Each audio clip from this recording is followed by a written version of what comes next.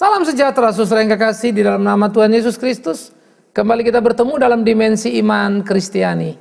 Memikirkan, merenungkan kebenaran selalu memang tidak jadi sederhana.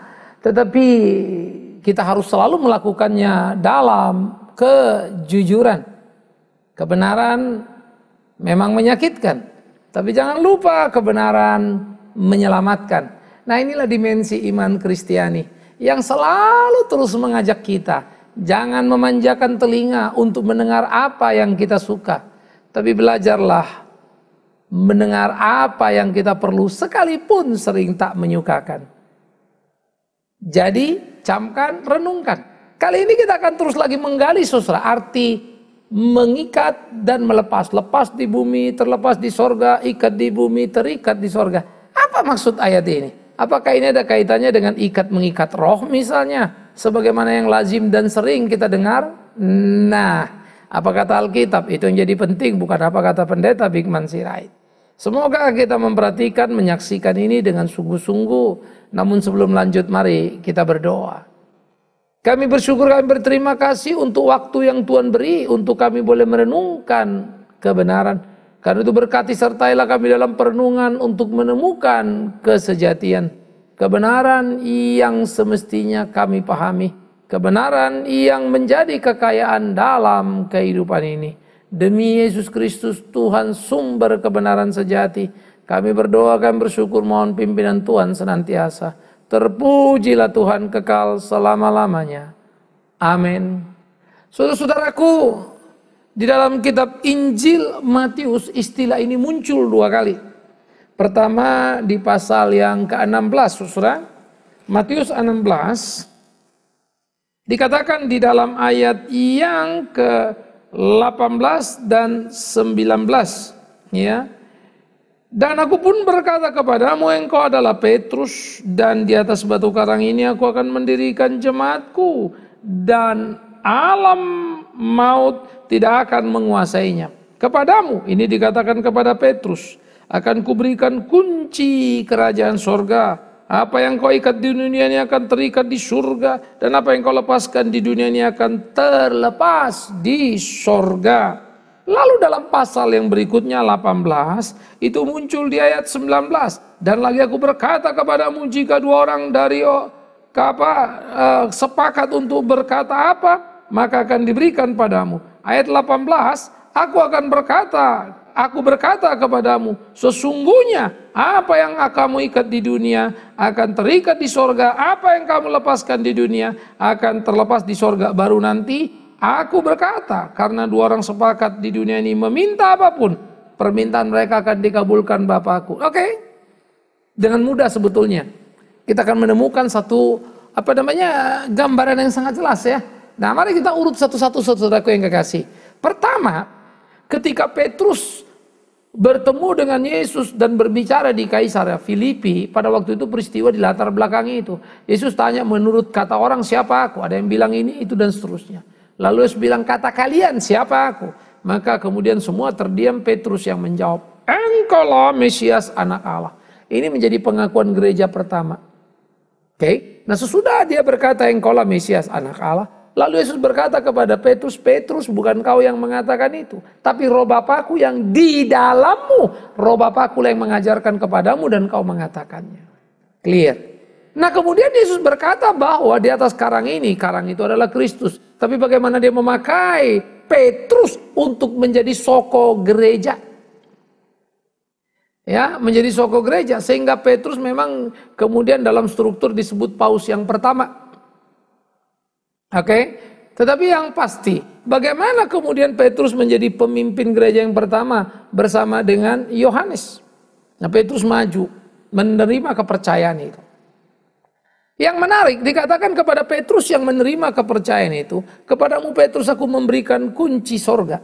Tentu saudara tidak perlu membayangkan surga punya kunci. Kalau surga punya kunci ada pintunya. Kalau ada pintunya, kuncinya dari apa? Sorga itu dari apa? Kalau kuncinya adalah materi, artinya besi ataupun emas ataupun apa namanya, maka pintunya kan juga begitu. Kalau itu yang terjadi, artinya Allah yang tinggal di dalam roh, maka dia tinggal, Allah yang adalah roh tinggal di sorga. Sorganya itu punya pintu, ada kunci, ada jendela, makin ribet lah kita. Membayangkan seperti bayangan hidup kita. Kenapa? Karena kalau Allah tinggal dalam kerajaan, sebesar apapun kerajaan itu, yang ada kunci sorga itu tadi yang dipegang si Petrus. Sebesar apapun kerajaan sorga, kalau kerajaan itu materi, tetap artinya kerajaan itu lebih besar dari Allah, sehingga Allah ditampung dalam kerajaan, masuk dalam kerajaan. Saya ada di dalam ruangan, ruangan ini lebih besar dari saya. Karena saya memang manusia yang hidup di dalam ruang dan waktu, saya terbatas oleh ruang. Tapi Allah kan beyond, dia melintasi ruang dan waktu. Jadi dia tidak dikurung oleh ruang. Nah, sehingga istilah kunci adalah figuratif, bukan? Kunci adalah alat untuk membuka, di mana kita bisa pergi dan menemukan tempat yang dituju. Alat membuka itu adalah penutup lemari, buka, ambil isi lemari, pembuka pintu gerbang untuk masuk dalam rumah. Itu kunci. Menolong kita memasuki dan melewati. Nah, kunci kerajaan sorga diberikan kepada Petrus. Ingat figuratif. Tetapi kemudian ini ditangkap oleh gereja menjadi simbol-simbol menarik ya. Jadi kalau kita melihat ada nanti gambar rasul-rasul yang satu pegang kunci, tahulah kita itu si Petrus. Kalau ada yang pegang pundi-pundi, tahulah kita itu si Yudas itu, begitu ya. Itu karakteristik dari mereka yang digambarkan oleh para arsitek-arsitek di waktu lampau untuk mengekspresikan murid-murid Yesus dengan karakteristiknya. Sehingga membuat kita klik, oh ini dia, oh ini yang ini nih, yang ini nih gitu ya. Nah, kembali saudara kepada kisah Petrus, maka Petrus digambarkan sebagai pemegang kunci kerajaan sorga. Yang kau buka terbuka, yang kau tutup tertutup. Nah, di pasal 16 Matius tadi yang kita baca, maka kita melihat di dalam pasal 16, habis itu apa? Habis itu ya habis, terus gelebuk, dilewat gitu aja. Kemudian kita nggak jelas. Apa maksudnya sebetulnya ya di pasal 16? Kau diberi kunci kerajaan sorga, yang kau ikat terikat, yang kau lepas terlepas. Ya. Apa artinya ini? Ini kan menjadi pertanyaan kita, bukan? Karena kemudian tidak jelas. Nah kemudian pasal 18. Jadi pasal 16, 17, 18. Nah baca 3 pasal. Oke. Di pasal 18 baru muncul lagi ayat itu. Di dalam konteks apa ya? Di dalam konteks pengadilan gereja. Jadi kunci kerajaan sorga bukanlah wewenang tunggal pada Petrus. Bukan. Ini bukan wewenang tunggal pada pemimpin gereja. Bukan. Ini adalah wewenang gereja sebagai institusi di mana ada orang bersama-sama yang disebut jemaat itu. Nah muncullah di pasal 18 tentang bagaimana peraturan untuk menegur orang yang salah. Pasal 18 menceritakan kalau ada satu orang salah, pemimpin gereja panggil ngomong. Kalau orang itu terima, selesai, dia bertobat, dapat lagi kan. Tapi kalau dia nggak terima gimana? Ada 2 saksi dipanggil, 2 saksi dia juga nggak terima gimana? Dibawa ke jemaat. Kalau jemaat sudah bilang salah, ya dia salah. Dia nggak terima gimana? Kenali sebagai orang berdosa, kucilkan dia, ekskomunikasikan. Itu disiplin gereja. Oh nggak ada kasih dong, salah betul. Tidak menegakkan kebenaran, tidak ada kasih. Menegakkan kebenaran itu kasih. Nanti kalau sudah dia dikucilkan, lalu dia sadar dia salah mau kembali, buka pintunya. Pertobatan selalu tersedia bagi semua orang. Gereja begini ya. Disiplinnya hebat. Nah, pada waktu kita mengatakan dia salah, itulah yang dikatakan di dalam Alkitab. Waktu kau berkata dia salah, dia pemungut cukai, maka apa yang kau ikat di bumi terikat di sorga. Apa yang kau lepas di bumi terlepas di sorga. Berkaitan dengan orang itu. Orang itu salah, kau bilang salah, salah dia di sorga. Kalau kau bilang dia benar di sorga. Karena satu orang, bukan. Pemimpin gereja udah panggil. Ada 2 saksi. Kemudian seluruh jemaat. Itu loh. Bahkan Yesus pun adalah orang yang pernah dijadikan terdakwa. Karena dikatakan memanipulasi agama dan menyesatkan kebenaran. Tetapi mana ada saksinya? Muncul 2 saksi palsu. Semua orang tidak ada yang berani jadi saksi. Kecuali teriak-teriak karena dibayar. Salibkan dia, salibkan dia. Sudah terima amplop semuanya. Dari mana amplopnya? Dari pemimpin gereja pada waktu itu. Dari mana uang pemimpin gereja ini? Ya uang persembahan umat itu. Dibalikkan dalam bentuk suap. Supaya mereka meneriakkan salibkan Yesus. Supaya pemimpin agama ini kaya raya lagi bisa mengedok kekayaan dari bait Allah. Itu yang terjadi. Sehingga apa yang dikatakan kau buka dan terbuka, kau tutup dan tertutup, bukan menyangkut kekuasaan satu orang, tapi institusi sebagai gereja. Jadi ini bukan soal kunci, ikat, terikat, lepas, terlepas, lalu kaitannya dengan hal lain. Ini wewenang gereja, ini yang disebut kuasa gereja. Gereja punya kuasa melakukan itu dalam mendidik, mendisiplin umatnya. Bahwa nanti ada prakteknya salah gitu ya, itu ekses. Dimanapun undang-undang yang benar bikin salah, ya itulah manusia kan. Jadi itu pinggirkan dulu, tapi faktanya, hakikatnya, kebenarannya adalah prinsip yang ditegakkan, prinsip yang diajarkan, kebenaran yang ditetapkan, bahwa tidak bisa diganggu-gugat keputusan gereja yang legal. Legalnya itu apa? Ada saksi-saksinya. Jemaat itu suara terbesarnya. Nah, begitu. Oleh karena itu, apa yang dikatakan di pasal 16 jelas dalam prakteknya di pasal 18, dan Yesus yang mengajarkan, Yesus yang membicarakan ini menarik saudaraku.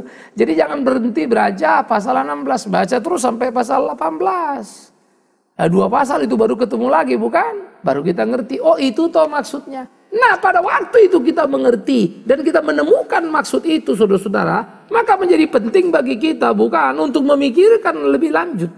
Jadi maksud mengikat dan melepas adalah berkaitan dengan tugas yang diemban gereja untuk mendidik jemaat supaya jemaat tidak menjadi sembarang. Kunci kerajaan sorga diberi kepada Petrus, ternyata bukan Petrus sebagai pribadi, tetapi Petrus yang mewakili gereja. Maka dalam prakteknya dia tidak bisa semena-mena. Harus ada 2 saksi untuk meneguhkan kesalahan yang jatuh, dan kalau tidak terima jemaat, dan disitulah kemudian mereka akan dihukum. Paulus pernah berkata, Alexander aku serahkan kepada setan. Itu maksudnya ekskomunikasi ini. Sehingga dalam wibawa kerasulannya Alexander ditegur, tetapi keras kepala dikucilkan. Alkitab itu menarik, saudara. Jadi di situ bebas, ya, menjadi satu prinsip yang hebat. Banyak orang tanya sama saya, Pak, orang Kristen boleh nggak mem-PHK orang lain? Di mana ayatnya melarang PHK orang lain? Iya kan? Beri makan kepada yang layak. Jangan kasih makan orang malas, itu Alkitab. Berikan pekerjaan dan income yang sepatutnya kepada mereka yang berhak. Tapi tidak kepada mereka yang mau-maunya saja. Kan jelas ayat itu. Yudas pun di PHK Tuhan Yesus itu. Kesemena-menaan yang Alkitab bilang nggak boleh. Ya. Jadi kalau begini cara berpikir orang Kristen, kita kerja jadi lucu dan naif sekali, bukan? Makanya banyak khotbah-khotbah yang tidak mengerti dunia real dan repotnya tidak mengerti kebenaran yang utuhnya. Bagaimana untuk menempatkan itu? Kalau saja ngerti kan tertib sekali hidup ini. Ya bukan neka-neko semaunya, bukan. Sama seperti dikatakan, bangun apa? Orang percaya akan dipelihara Tuhan. Tuhan sediakan roti selagi tidur. Tapi tidurlah kau, bangun kau besok pagi ada roti. Ya enggak, belum ada sejarahnya ada roti. Tetapi Tuhan pelihara kapan ketika tidur? Rotinya di mana? Ambil di kantormu. Pergi kau kerja. Ambil rotimu, itu rezeki namanya. Jadi pahamilah Alkitab itu dengan utuh, jangan sepotong-sepotong, kan begitu toh. Tetapi apapun itu kalau kau tidak dalam Tuhan, kau cari rotimu, jerih payamu berputar-putar, banyak kau dapat roti, kau makan, tidak kenyang, tidak pernah puas kau. Kenapa? Karena tidak dalam berkat Allah. Jadi ini mesti dimengerti dengan jeli dulu. Nah, kita kembali kepada kasus kita. Kalau begitu bagaimana dengan kebiasaan kita berkata kami ikat roh setan, kami lepaskan Roh Kudus. Ini sebetulnya bagi saya menjadi kengerian kalau saya tidak boleh bilang pelecehan. Pelecehan bagaimana? Coba mari kita pikirkan. Saya pernah menyinggung ini beberapa kali. Kalau kita berkata kami lepaskan Roh Kudus, cobalah pikirkan baik-baik. Kau pikir Roh Kudus itu siapa, saudara? Silakan Roh Kudus beracara. Emang waktu saudara datang ke gereja, ke persekutuan atau apapun namanya, siapa yang pimpin kau kalau bukan Roh Kudus? Betul kan? Lalu kalau kau lepaskan dia, kau silakan dia beracara. Jadi selama jalan siapa yang beracara sama kau? Roh setan apa? Kan nggak begitu. Roh Kudus itu Allah. Bagaimana saudara mau mengatur dia? Lucu sekali. Kalaupun mau bicara pada Roh Kudus, bersyukurlah, berterima kasihlah, Roh Kudus pimpin kita. Kiranya Roh Kudus tolong kita mengerti kebenaran dan hidup di dalamnya. Itu yang perlu, itu yang penting. Tetapi bukan mengaturnya. Roh setan. Heh, apa yang mau kau ikat dari roh setan? Oh, roh setan itu sudah kalah kok. Yesus mengalahkan setan di kayu salib. Sudah kalah dia. Tidak pernah setan menang lawan orang benar. Kalau setan menang karena kita nggak benar. Sederhana itu. Jadi nggak usah macam-macam. Yesus datang, setan mabur. Paulus coba lihat, dia tahu. Ketika ada orang memuji-mujinya, oh inilah hamba Allah yang maha tinggi. Maksudnya supaya Paulus sombong. Paulus balik lalu bilang apa? Setan pergi. Waduh, setannya mabur. Jadi saudara-saudara yang kekasih, setan itu sudah keok, sudah kalah. Sudah tidak ada apa-apanya. Makanya Alkitab bilang roh di dalam kau lebih besar dari roh dalam dunia ini. Jadi apa yang kau takutkan lagi roh dalam dunia ini? Roh setan apa itu? Kalau memang saudara ngerti Alkitab dan saudara sudah dalam Kristus dan dimerdekakan. Kecuali ya sekali lagi kecuali memang saudara belum. Karena itu jangan hina Tuhan dong. Jangan sanjung-sanjung setan itu kok kayaknya hebat jago. Bukan itu dong. Ya, setan itu nothing. Setan itu tidak ada apa-apanya. Tetapi ingat kalau kita jatuh kita yang bodoh, kita yang tolol. Maka dikatakan oleh Petrus, hati-hati kau, iblis seperti singa mengaum-ngaum siap mencakarmu kalau kau lengah, kalau kau lalai. Itu loh, jagalah dirimu, jagalah diriku. Mari kita menjaga diri kita supaya kita tidak menjadi lengah. Itu yang kita perlukan. Nah oleh karena itu mengikat setan, setan apa yang kau ikat? Bayangkanlah saudara-saudara. Ini saya guyon lah ya. Baru doa pembukaan, kami ikat setan. Selesai itu ada lagi acara persembahan, doa persembahan, kami ikat setan.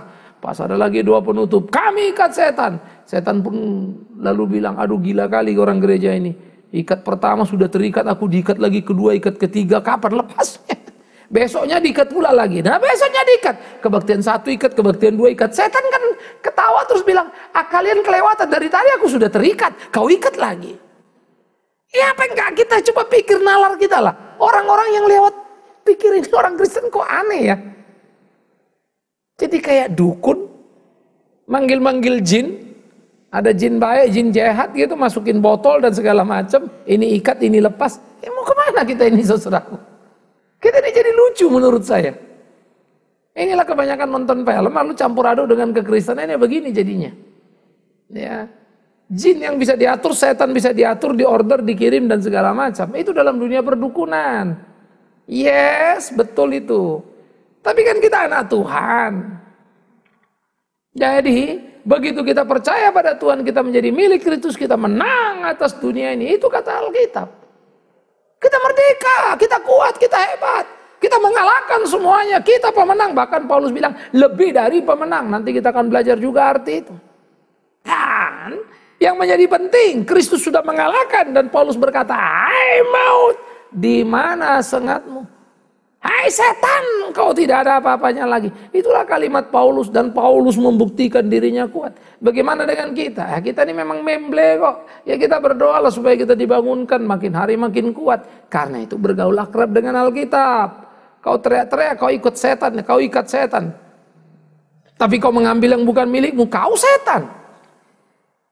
Kau fitnah orang lain, kau setan. Tidak bisa kau jaga mulutmu, kau setan. Setan apa yang kau ikat? Itu kami ikat setan, kami hancurkan setan. Setan kau ikat, kau hancurkan. Uang gereja kau telan. Kau perkaya dirimu, kau bilang setan kau hancurkan. Kau yang setan kan begitu toh. Ketika kita tidak memikirkan orang lain. Setan hanya memikirkan dirinya kan begitu. Nah jadi bukan ini artinya. Tolong jangan disalahgunakan ayat itu.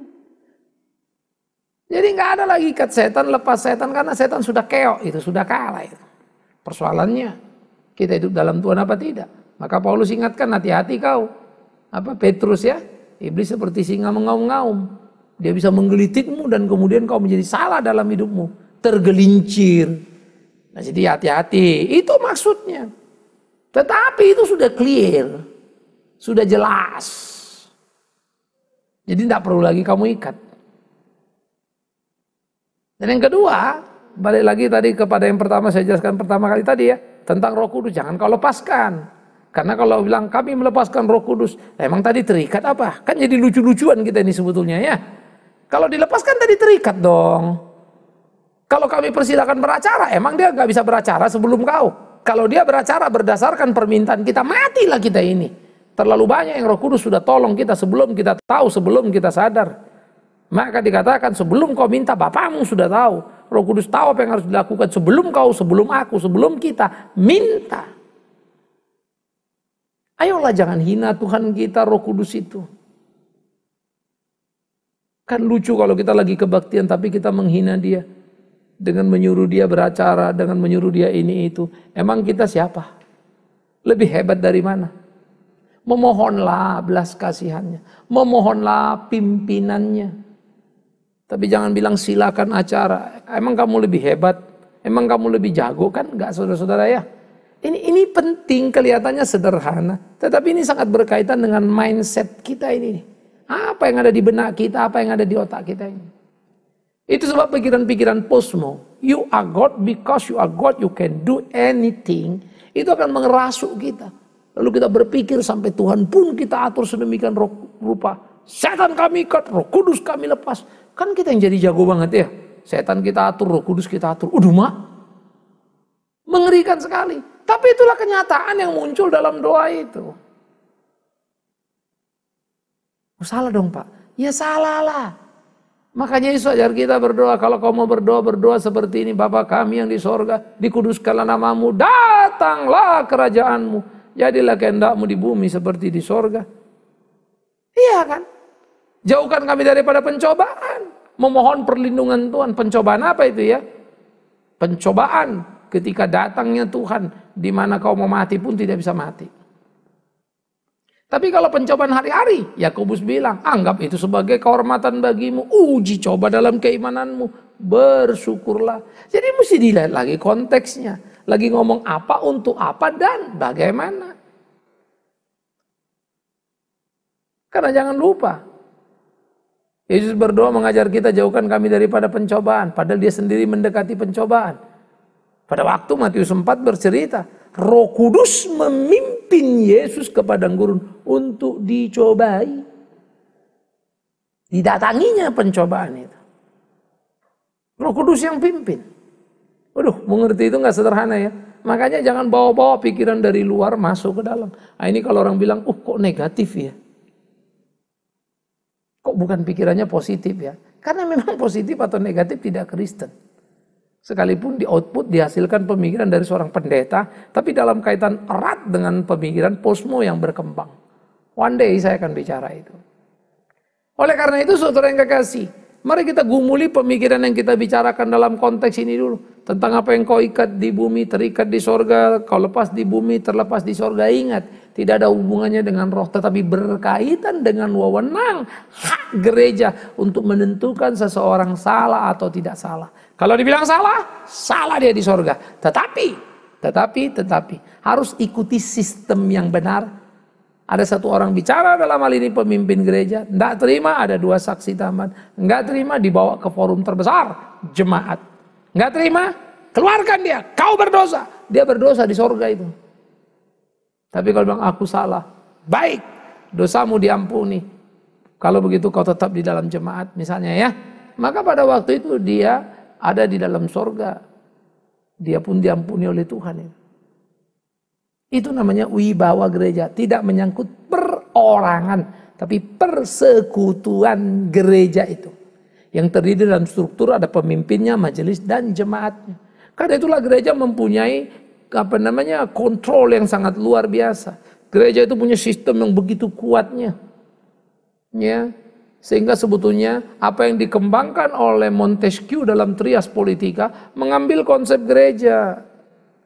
Sehingga yang disebut jemaat itulah rakyat itu. Nah, itu jemaat itu. Kemudian yang disebut majelis atau pengurus gereja itu, ya, yang kemudian berpikir, melahirkan apa segala macam pelaksananya, ini eksekutif ini. Ya. Nah, mestinya pendeta itu menjadi legislatif yang ngelihat, mencermati mana yang benar, mana yang salah. Loh, kan pendeta pelaksana. Enggak, majelis mestinya urus ini, urus itu dan lain-lain. Technically, pelaksanaan manajemen gereja. Pendeta itu menjadi pelaksana suara firman yang mengevaluasi, mengkontrol ini benar atau tidak. Begitu. Sehingga menjadilah si majelis ini eksekutif pelaksana. Ya, disitulah kemudian pendeta itu menjadi pengamat pencermat yudikatifnya yang bilang ini salah apa enggak. Ya. Nah di sini jadi pendeta itu sebetulnya menjadi legislatifnya ya, jemaat ini yang jadi yudikatif yang ngelihat dan teriak, ini pak kekuatan paling hebat mereka lah itu, suara terbanyak itu. Dalam sistem parlemen kita tentu rakyat itu memberikan suaranya kemana? Ke legislatif, legislatif memberikan kekuasaan ke eksekutif, eksekutif diawasi oleh legislatif dan diputus hal salah atau tidak oleh yudikatif. Nah begitu sistem itu bergerak sehingga tidak mengumpul pada satu orang. Kalau mengumpul pada pendeta satu orang lalu pendeta itu yang menjadi yes or no, salah atau benar, gawat itu bukan gereja. Gereja itu strukturnya jelas sekali, dari pendeta, majelis dulu, terus baru jemaat ini yang paling kuat. Hebat ya? Jadi diatur supaya tidak ada yang korup terhadap kekuasaan. Barulah sah, apa yang kau ikat terikat di sorga, apa yang kau lepas terlepas di sorga, berkaitan dengan sikap hidup hari-hari kita. Nah jadi inilah yang mesti dipikirkan saudaraku yang kekasih, inilah yang mesti dilakoni dalam hidup kita. Nah begitukah kita jalani ke hari-hari kita, ini challenge yang sangat berat. Maka hiduplah seperti apa yang Tuhan mau, jalani apa yang Tuhan kehendaki dan hidup kita memuliakan namanya. Jadi jangan semau-maunya. Jadi jangan lagi lah berdoa memakai ayat ini untuk ikat-ikat roh. Ingat, kau ikat roh, pagi tadi kau ikat, siang kau ikat, roh yang mana yang kau ikat itu? Di ruang kebaktian yang sama kau ikat terus-terusan. Satu kali kebaktian saja nggak tahu berapa kali ngikat. Tahu ikatannya kuat apa enggak? Ya, ikatannya jangan-jangan kendor lagi. Kan jadi kacau kita tuh. Ayolah kita pahami yang jelas. Sehingga kita berdoa dengan tepat seperti apa yang Tuhan ajarkan dalam hidup kita. Sehingga kita betul-betul mengerti apa yang menjadi kehendak Tuhan itu. Kalau yang namanya setan, saudara, dimanapun, kapanpun ada lagi ngomong ini, saya pun dia ada kok, di mana-mana dia beredar itu. Dia tinggal tunggu-tunggu saya lengah, salah dan dia mainkan. Itu saja kan, itu setan. Jadi nggak usah kau pun teriak-teriak dia, kau ikat apa, bergerayangan dia. Kau ikat pun 1000 kali dia, tetap saja kita kesetanan dalam ibadah. Saya bilang tadi kesetanan uang kan begitu kan. Uang ini melulu yang kita apa dikit uang, semua pelayanan urusannya uang. Uang dan uang dan uang, ribut dan ribut dan ribut dan ribut, lalu buat apa? Camkanlah baik-baik. Marilah kita jujur melayani dalam kesungguhan dan menikmati anugerah Tuhan. Jadi saudara-saudara, apa yang kau ikat di bumi terikat di sorga, kau lepas di bumi terlepas di sorga adalah kekuasaan gereja sebagai institusi, tidak menempel pada satu orang saja sebagai pemimpin gereja. Dan jangan kau ikat soal roh, karena bukan soal itu. Jangan kau lepas Roh Kudus, karena terlalu kelewatan itu. Tapi hiduplah yang benar dalam kasih-Nya, Dia yang memimpin kita. Terpujilah Tuhan kita berdoa saudara-saudaraku. Tuhan betapa indahnya firman itu. Andai kata saja kami sungguh-sungguh memahami konteks dengan benar, betapa indahnya hidup dan tepatlah langkah. Karena itu ya Tuhan kami ajarilah supaya kami berjalan di jalan-Mu, melakukan apa yang menjadi kehendak-Mu dan hidup untuk puji hormat bagi nama-Mu. Sertai kami, pimpin langkah kami, iya Tuhan. Kami menyerahkan hidup kami ke dalam tangan-Mu, jadikan kami laskar-Mu yang tangguh. Demi Yesus Kristus Tuhan, pemilik gereja, penguasa gereja yang sejati itu, kami berdoa, kami bersyukur pada Bapa di dalam sorga. Amin. Saudara-saudara, kita sudah bertemu di dalam dimensi iman Kristiani dan selalu menyenangkan berbicara tentang kebenaran. Itu sebab terus berdoa supaya kita sama setia dalam melangkah menjadi orang yang menyenangkan hati Bapa. Saya harap itu menjadi cita-cita kita paling tinggi dari semuanya. Sampai bertemu, Tuhan memberkati.